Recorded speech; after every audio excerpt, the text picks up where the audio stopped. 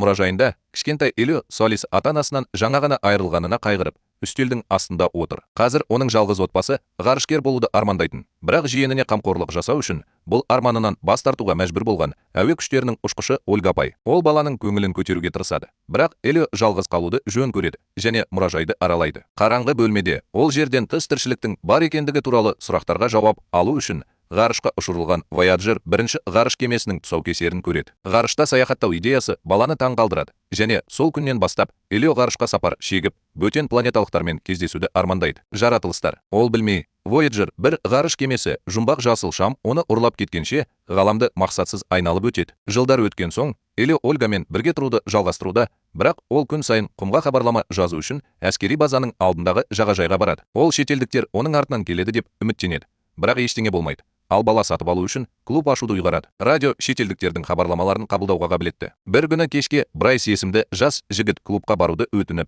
әкесінің ескі радиосын алып келді. Оның сыныптасы Калеб те келеді. Кенеттен радио жұмбақ жиілікке бейімделе бастайды. Калеб қызығып, жақсырақ тыңдау үшін радионы қолына алады. Бірақ Элио оны сындырғанша орнына қою керектігін айтады. Олар дауласа бастайды. Ал Калеб кездейсоқ Элионың бетінен радионы ұрып, оның көзінің ісінуіне себеп болады. Бала ашуланып, Калебке шабуыл жасайды. Екі сарбаз төбелестің дауысын естіп, балаларды базаға алып кеткенше. Көзінің жарақатына байланысты Элио бірнеше күн бойы таңғыш тағып жүруі керек. Ал тәтесі оның жағажайға жасырын бару үшін сабақтан қалып қойғанын білгенде ұрсады. Элио шетелдіктермен сөйлесу үшін жасаған және ел-а деп аталатын тілін пайдаланып, өзін ақтауға тырысады. Алайда оның тәтесі ұзақ жұмыс күнінен кейін шаршап, баланы кабинетінде қалдырады. Кеңседе ол қайтып келгенше өзін ұстауын сұрайды. Бала бұл талапты орындайды. Бірақ көп ұзамай Ольгаға офицерлердің қоңырау шалғанын естиді. Олар кеңседен, спутниктен біртүрлі қоңырау түскенін айтты. Олардың бөтен планеталықтар екеніне сенген Элио жасырын түрде тәтесінің соңынан еріп, әңгімені толығымен тыңдау үшін диспетчерлік бөлмедегі қоқыс жәшігіне кіреді. Содан кейін Ольга әуе күштерінің талдаушысы Мелмакпен сөйлесуге барады. Ол оған ғарыштан түсірілген жазбаны көрсетеді. Бұл Voyager бірінші ғарыш кемесі жіберген дәл сол хабарлама және Мелмак оны ықтимал шетелдіктерден жауап ретінде кері жіберілген деп санайды. Мұны естіген Элио қатты қуанғаны сонша. Барлығы бөлмеден шыққан кезде ол компьютерді пайдаланып, спутник арқылы хабарлама жібереді. Бала келімсектерден оны ұрлауды сұрайды. Бірақ бұл хабар компьютерлердің шамадан тыс жүктелуіне әкеліп соғады. Бұл базаның барлық қуатын өшіреді. Тағы да қайталаймын. Ольга жиенінің үйін ретке келтіруі керек. Бірақ Элио бұған немқұрайлы қарайды және ол келімсектердің келуін асыға күтеді. Алайда, оның тәтесі енді баланың тылазарлығына шыдай алмай, оны жазғы әскери лагерге жіберуге шешім қабылдады. Сонда ол оны тоқтата алады. Бұл мәселені бір жаққа қояйық. Келесі күні ол Элионы лагерге апарады. Ол жерде болған оқиғаға ашуланған Брайс пен Калебпен тағы да кездеседі. Бұл екі бала Элионы қорқытып, кек алуды шешеді. Шетелдіктер кейпіне еніп, олар Элионың шатырына жақындады. Бірақ бала бәрін естіп, жасырын түрде орманға қарай қашып кетті. Дәл осы сәтте Ольга компьютерде жұмыс істеп жатқанда, оған барлық мониторлар арқылы бір түрлі хабарлама келіп түседі. Кенеттен экрандарда біз сіздің көшбасшыңызбен сөйлескіміз келеді деген тіркесті құрайтын сөздер пайда болады. Лагерге оралғанда Элио жағажайға жеткенше жүгіре береді. Бірақ балалар оны тауып үлгереді.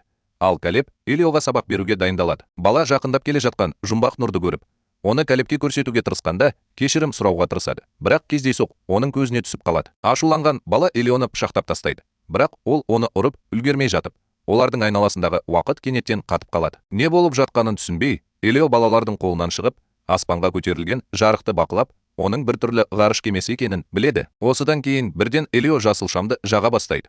Ол өзін ұрлап кетті деп есептеп, онымен бірге жүруге келіседі және оны кеменің ішіне сүйреп апарады. Ол жерге жеткенде оны сұйық компьютер қарсы алады.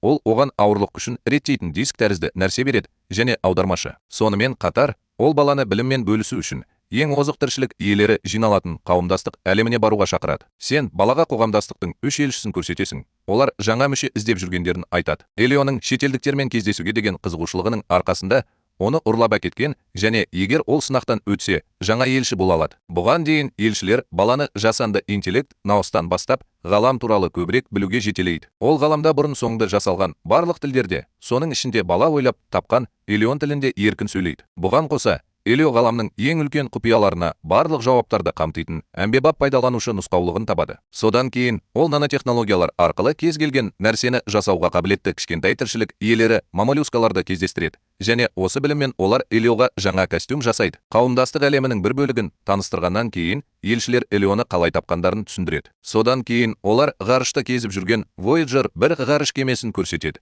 және содан бері оның жасаушысын іздеп жүр. Ақыры олар Элионың хабарын алған кезде, олар баланың планетаның көшбасшысы болатынына сеніп, оны жердің елшісі болуға шақырды. Мұны естіген Элио шындықты түсіндіруге тырысады. Бірақ сен келіп, барлығын шұғыл жиналысқа шақырасың. Олар келгенде, елшілер Хайлерг императоры лорд Григонның алдына жиналады. Достастықтың бір бөлігі болғысы келеді. Алайда, өзінің озбыр мінез құлқына байланысты, Григоннан тағы да бас тартылып, елшілерден кек алуға ант береді. Ол кетіп бара жатқанда, Квеста және басқалары қашуға бел буады және жағдай шешілгенше Элиомен кездесуден бас тарту керек. Содан кейін баланы жерге қайтарады. Бірақ Элио бас тартады және лорд Григонмен сөйлесуді ұсынады.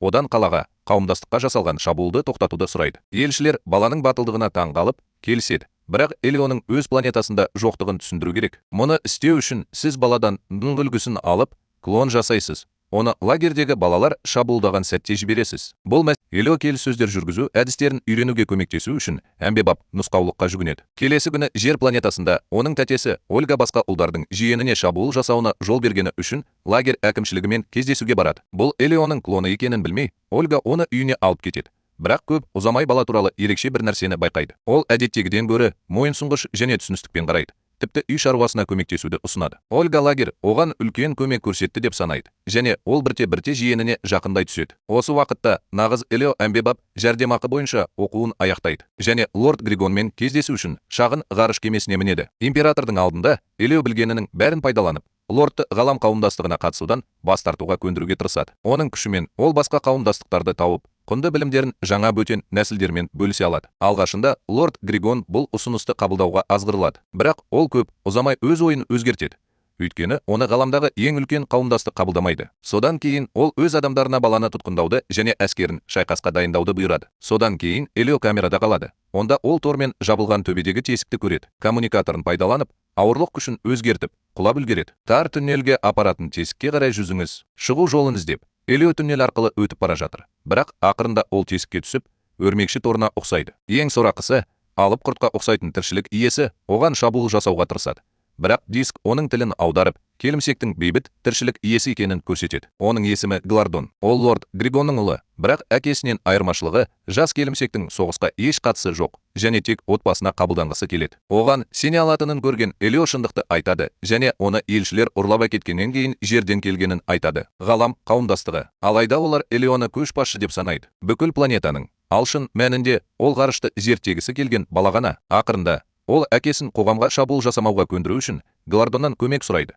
Ал жас келімсектер оны түрмеден шығуға барып келіседі. Жолда Глардон Элионың да отбасы бар жоғын сұрайды. Бірақ ол Ольгадан айырылғаннан бері тек тәтесі Ольгамен бірге тұратынын түсіндіреді. Оның ата-анасы ол нағашысының оның қасында болғанын қаламайтынын, өйткені оның арқасында астронавт болу арманын орындай алмағанын айтады. Алайда мұны естіген Глардон баланы қатты жақсы көретінін айтады. Өйткені әйтпесе ол үшін арманынан бас тартпас еді. Ол Элио бұған сенуден бас тартып, екеуіне де шығуға көшуді бұйырады. Кенет олар түннелдің арғы жағынан шыққан дыбысты естиді. Дәл осы сәтте лава атқылауы басталып, Элио дүрбеленге түсіп, Глардонға тездетуді бұйырды. Лава жақындай түсуде. Сондықтан бөтен планеталық балаға аузы арқылы ішке кіруді бұйырады. Өйткені оның денесі жоғары температураға төзімді. Басқа амалы жоқ. Элио Глардонның өткір тістерінің жанынан өтіп бара жатыр. Ал бөтен адамның денесі түннелден итерілген лаваға төтеп бере алады. Енді олар бос болған соң, Элио өз кемесіне қайта жүгіріп барып, Глардонды өзімен бірге қоғамдастыққа алып кетеді. Келгеннен кейін елшілер келіссөздердің барысына қызығушылық танытады. Бірақ Элио уақытты босқа өткізе алмайды және лорд Григонмен сөйлесу үшін коммуникаторды сұрайды. Император телефонға жауап береді. Ал Элио оған ұлы Глорденің бетін ашып, қоғамға жасалған шабуылды тоқтатуды бұйырады. Бала келімсектің қамқорлығында екенін көрсетіп, оны дәлелдеу үшін Глорденге қытықтай бастайды. Ал Григон бұл оған жасалған шабуылдың бір түрі деп санайды. Содан кейін лорд шарттарды қабылдап, ұлын қайтару үшін шабуылды тоқтатуға уәде береді. Элио императордан оны коммунадан алып кетуін және қақтығысты тоқтататын бейбіт келісімге қол қоюын сұрайды. Келіссөздерден кейін елшілер Элионы құттықтап, кешкі асқа шақырады. Келісім жасалғаннан кейін ол топтың мүшесі болып тағайындалады деп уәде берді. Кетер алдында бала Глардонға телефон соғады. Бірақ бөтен адам ғаламдағы төмен температураға үйренбеген. Элио оған температураны өзгерту үшін байланыс дискісін іске қосу арқылы көмектеседі және келесі бірнеше сағат ішінде екеуі бүкіл әлемде көңілді уақыт өткізеді. Бұл арада лорд Григон ұлының өміріне қауіп төндірмей, елші болудың басқа жолын ойлап табуға тырысады. Содан кейін оның ойы бар, және ол барлық хейлеріктер киетін капюшонды сауыттарын Глардонға қайтарып алу шартымен бейбітшілік келісімін қабылдауға шешім қабылдады. Осының арқасында бөтен адам баладан ересек адамға айналады және империяға сөзсіз қызмет етуге мәжбүр болады. Осылайша Глардон оған қоғамда үстемдік етуге көмектеседі. Содан кейін бәрі оны жаңа елші ретінде мойындау керек. Лорд Григон бұл жағдай туралы хабарлау үшін қоғамдастыққа барады. Ал Элио мен Глардон оны алыстан бақылап отырады. Жас келімсектер әкесінің жоспарлары туралы естігенде жылайды. Өйткені ол сауыт кигенде империяның сарбазы болады. Империя енді достарымен ойнап, көңіл көтере алмайды. Бұл туралы білгеннен кейін Элио оған көмектесуге уәде беріп, оны тыныштандырады және оны Медаға апарады. Олар компьютерді тапқаннан кейін Элио оның орнына маска кию үшін Глардон клонын жасауды сұрайды. Бөтен планеталық бұл жоспардың орындалатынына сенбейді. Бірақ Элио мұны өзінің клонын көрсету арқылы дәлелдеуге бел буады. Алайда, бала сенен оны көрсетуіңді өтінгенде, ол Ольга апайдың қасында клонды көреді. Ол өзінен гөрі көшірмемен көбірек көңіл көтеретін сияқты. Нағыз Элио. Бұл оның тәтесінің оны жақсы көрмейтініне деген күдігін арттырады және ол Глорденге көмектесуді шешеді. Осылайша екеуі де қоғамда еркін өмір сүре алады. Содан кейін сол клондау әдісін қолдана отырып, Элио Глорденнің тамаша дерлік көшірмесін жасайды және онымен бірге елшілермен кездесуге барады. Оқиға орнына келгеннен кейін лорд Григон ұлының аман-есен жүргеніне қуанышты және одан сауыт киіп, Хайлерк армиясының бір бөлігі болуын сұрайды. Элио алдаудың әшкереленуінен қорқады. Бірақ сауыт жұмыс істейді және клонмен толық үйлесімді. Лорд Григонның бұған риза болғаны сонша, ол қоғамға жасаған шабуылынан бас тартып, ұлын қайтадан кемеге шақырады. Елшілер жеңіл дем алып, күш-жігері үшін сыйақы ретінде Элионы өз адамдарының бірі етіп тағайындауға шешім қабылдады. Квеста балаға елшінің эмблемасын ұсынбақшы, бірақ бәрі оқтың дыбысын естиді.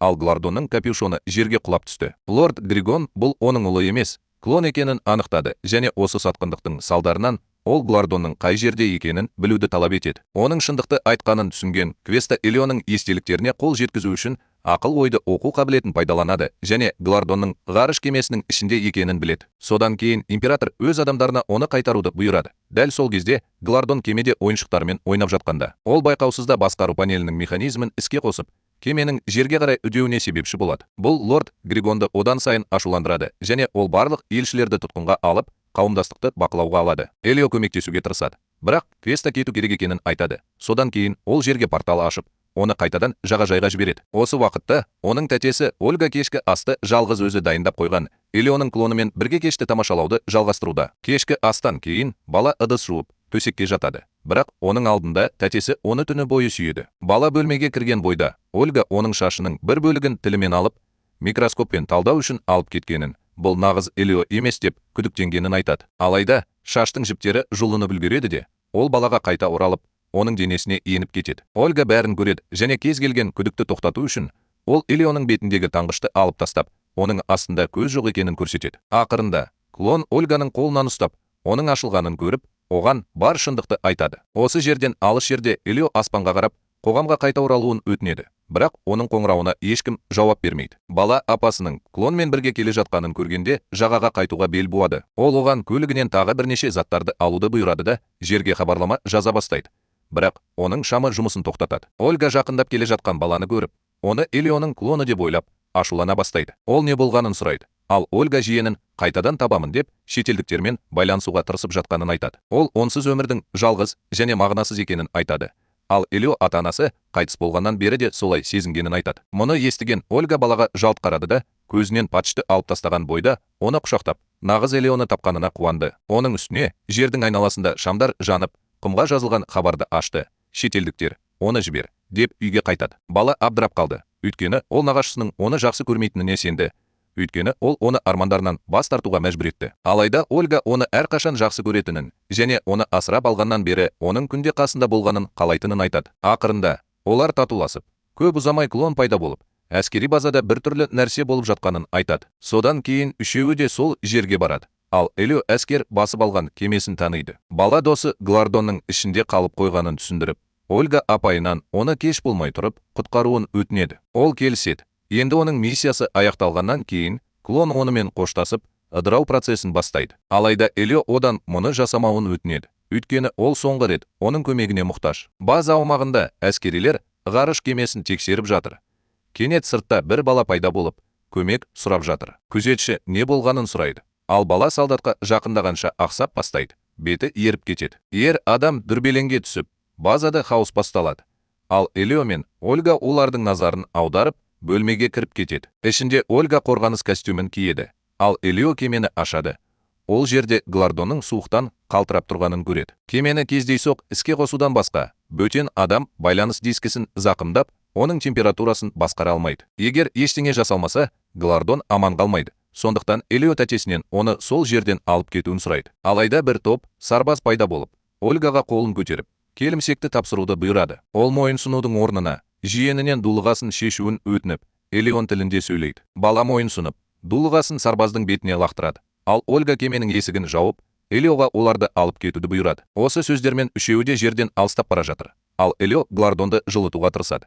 Ал оның тәтесі кемені басқарады. Олар атмосфераны кесіп өткеннен кейін, Элио гипердрайвты іске қосуға тырысады. Бірақ басқару орталығы бұған жол бермейді. Өйткені жол жабық. Бірнеше секундтан кейін ғарышта қоқыс пайда бола бастайды, және оны айналып өтудің жалғыз жолы координаттарды білу. Элионың ойы бар, және ол Брайспен радио арқылы байланысқа шықты. Оның дауысын білген бала лагерде Калебке көмектескені үшін кешірім сұрады. Элио да өзін қалай ұстағаны үшін кешірім сұрады, және одан көмек сұрады. Өйткені олар ғарыштағы қоқыстардың астынан шығу керек. Содан кейін Брайс Мелмактан басқа ешкіммен емес, маманмен байланысуға асықты және талдаушы координаттарды беруге келісті. Компьютерін пайдаланып, ол қауіпсіз маршрутты көрсетті, және кеме олардың жанынан өте алды.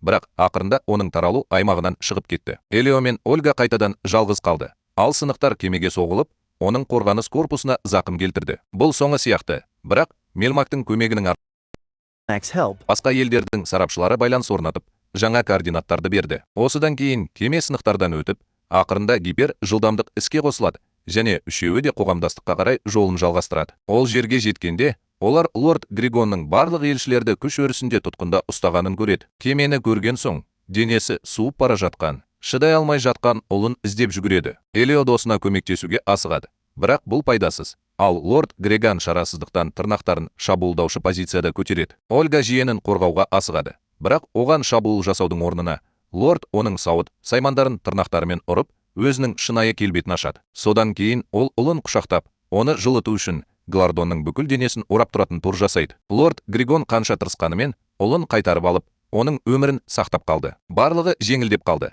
Ал Элио досын құшақтап, әкесіне шындықты айтуын өтінді. Содан кейін жас жігіт ешқашан әскери қызметші болғысы келмейтінін мойындайды, және таңқаларлықтай Григон оның шешімін түсінеді және құрметтейді. Содан кейін ол өз адамдарына елшілерді босатуды бұйырады. Ақырында бейбітшілік қоғамға қайта оралады. Оның батылдығы мен табандылығының арқасында Элиоға елшінің эмблемасы табыс етіледі. Бұл оған әрқашан олардың жанында болуға мүмкіндік береді. Бала қатты қуанды, бірақ Ольга онымен қала алмайды, және оны жерге қайтаратын портал ашылады. Алайда Элио өз атағынан бас тартып, елшілерге алғыс айтады. Бірақ ол үйіне отбасына оралуды жөн көреді. Содан кейін бала Ольга апайына қосылады. Ал елшілер оны қоғамда әрқашан қарсы алатынын айтып, шешім қабылдайды. Кетер алдында Элио өзінің ең жақын досы Глардонды құшақтап, содан кейін портал арқылы үйіне қайтады. Олар оны жерде қалдырған бойда, елшілер айналасындағылардың барлығына қауымдастық туралы айтып береді. Элио мен Ольга қол ұстасып, бөтен өмірді алғаш рет көргендер сияқты, олар ғаламда жалғыз емес екендіктеріне сенімді. Бірнеше күннен кейін Элио мен Брайс басқа планеталардағы тіршілік иелерімен байланысу үшін өздерінің радиоклубын қайта бастады. Олар дұрыс жиілікті реттей алғаннан кейін, екеуі де Глардонның дауысын естиді. Ол Элиоға жер планетасындағы барлық жаңалықтар туралы сұрақ қояды.